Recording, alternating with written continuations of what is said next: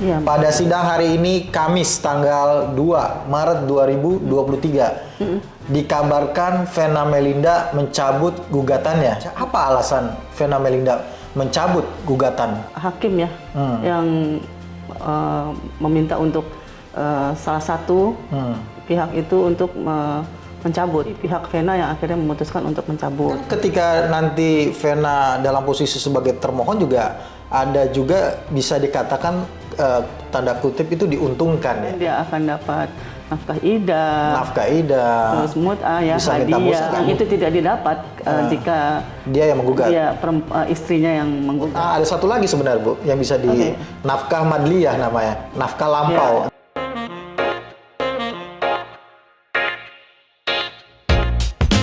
Assalamualaikum warahmatullahi wabarakatuh. Waalaikumsalam warahmatullahi wabarakatuh.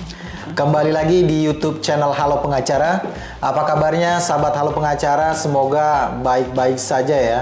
Dan pada kesempatan kali ini kembali Halo Pengacara hadir untuk memberikan informasi dan juga ulasan hukum terkait dengan isu-isu yang sedang viral di masyarakat yang menjadi perbincangan hangat baik di media massa maupun di media sosial. Bersama Bu Silviani Abdul Hamid, pada kesempatan kali ini kita akan memberikan informasi terkait dengan adanya berita Vena Melinda mencabut gugatan cerainya di Pengadilan Agama. Nah, namun sebelum kita lanjut video ini, jangan lupa dukung terus Halo Pengacara dengan memberikan likes, komen, dan juga jangan lupa subscribe YouTube channel Halo Pengacara. Dan jangan lupa juga nyalakan lonceng supaya tidak ketinggalan ulasan-ulasan hukum dari Halo Pengacara terkait dengan isu-isu yang sedang viral di masyarakat. Bu Silvi, pada sidang hari ini Kamis tanggal 2 Maret 2023 dikabarkan Vena Melinda mencabut gugatannya. Ya kan, seperti kita ketahui bahwa ada dua gugatan, satu permohonan cerai talak, satu gugatan cerai yang diajukan oleh Vena Melinda. Dari kabar yang Ibu baca, dari berita yang Ibu baca, apa alasan Vena Melinda mencabut gugatan? Sebelumnya kan itu di hakim ya yang meminta untuk salah satu pihak itu untuk mencabut gitu kan. Ya artinya nggak menunjuk siapa-siapa, tapi salah satu aja. Tapi pihak Vena yang akhirnya memutuskan untuk mencabut. Dan dia merasa ada kepentingannya di situ bahwa dengan mencabut nanti berarti dia sebagai termohon dong ya? Termohon ya, termohon. Jadi melalui permohonan cerai talaknya Ferry, jadi dia bisa mengajukan rekonvensi. Nah, rekonvensi apa itu? Gugat balik ya. Gugat balik gitu. Jadi sebagai termohon dia bisa melakukan gugat balik nanti gitu. Gugat balik itu biasanya isinya apa aja, Bu? Dalam hal ini sih rencananya ya katanya dia akan dalam rekonvensi nanti dia akan memasukkan unsur KDRT-nya yang menurut pihak Vena bahwa dalam permohonan cerai talaknya Ferry itu sama sekali tidak dimasukkan itu unsur KDRT-nya itu. Jadi dia memasukin di situ. Iya, sepertinya kan permohonannya cerai talaknya Ferry Irawan ini sifatnya global, bisa jadi ya, global biasanya, kemudian umum aja, tidak memasukkan KDRT, mungkin juga atau juga tidak memasukkan yang katanya tidak memberi nafkah. Nah, itu kemungkinan akan disampaikan oleh Vena Melinda dalam gugatan baliknya, atau kita mengenalnya dalam hukum itu gugatan rekonvensi gitu ya. Nanti bentuknya adalah berarti bantahan ya Bu ya, bantahan terhadap dalil-dalil yang disampaikan oleh pihaknya Ferry Irawan begitu ya. Nah, ini kan sebenarnya perkara ini kan tidak dicabut pun tidak masalah sebenarnya Bu ya. Karena kan dua perkara ini berjalan bersama-sama juga tidak masalah, karena kan sudah ditunjuk majelis yang sama begitu ya Bu ya. Ya, tapi mungkin dari menurut majelis ya lebih efektif, lebih simple lah ya. Jadi prosesnya pun mungkin lebih nggak ini dengan materinya sama gitu objek kan. Yang sama, objek gitu yang ya. sama. Hakim menilai adanya objek yang sama ya. Orangnya gitu. sama. Jadi kan gitu nggak praktis kan ya.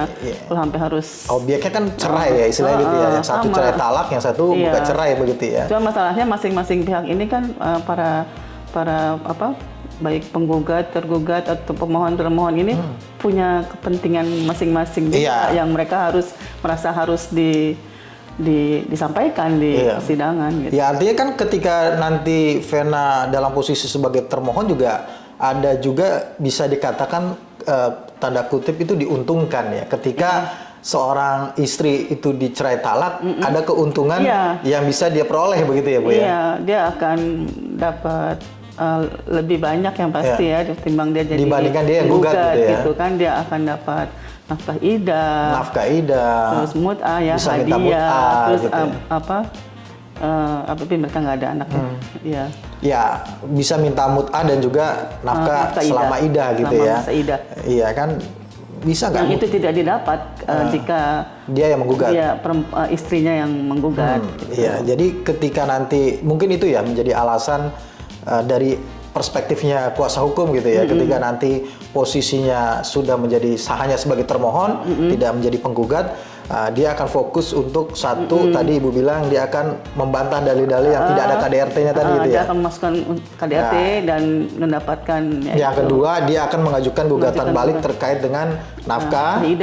Kemudian mut'ah, ada satu lagi sebenarnya Bu yang bisa nafkah madliyah namanya, nafkah lampau. Jadi kan ada kan Vena Melinda ini kan mendalilkan bahwa 3 bulan terakhir waktu itu bahwa dia tidak mendapatkan nafkah begitu ya. Artinya dalam gugatan atau gugatan balik nanti dia bisa minta nafkah madliyah namanya, nafkah lampau gitu ya. Iya, masing-masing ada.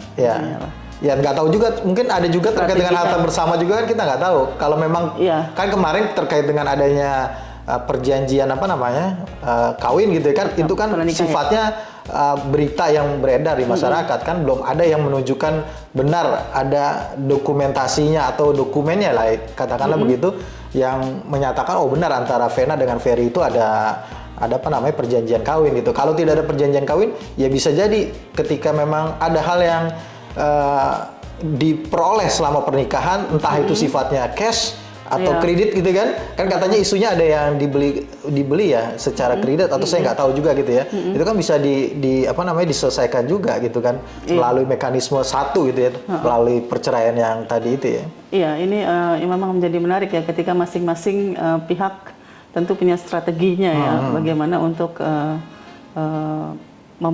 mendapat keuntungan ya bagi pihaknya.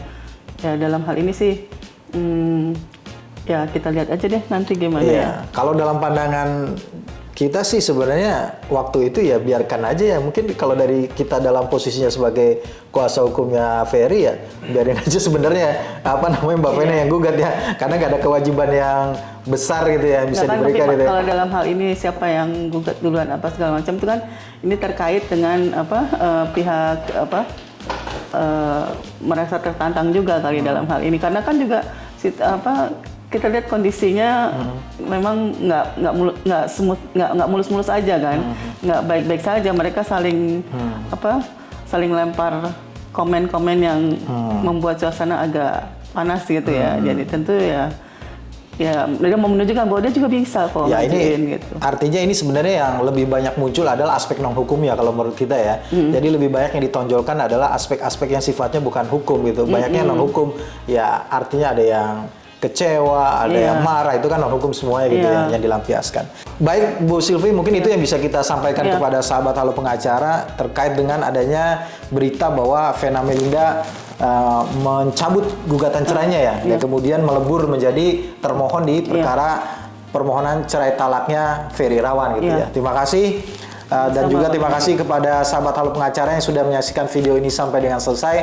Jangan lupa terus dukung Halo Pengacara dengan memberikan likes, komen, dan juga subscribe. Jangan lupa ya, subscribe YouTube channel Halo Pengacara. Dan jangan lupa juga nyalakan lonceng supaya selalu mendapatkan notifikasi terkait dengan video-video baru dari Halo Pengacara. Sekali lagi terima kasih, salam Halo Pengacara. Assalamualaikum warahmatullahi wabarakatuh. Waalaikumsalam.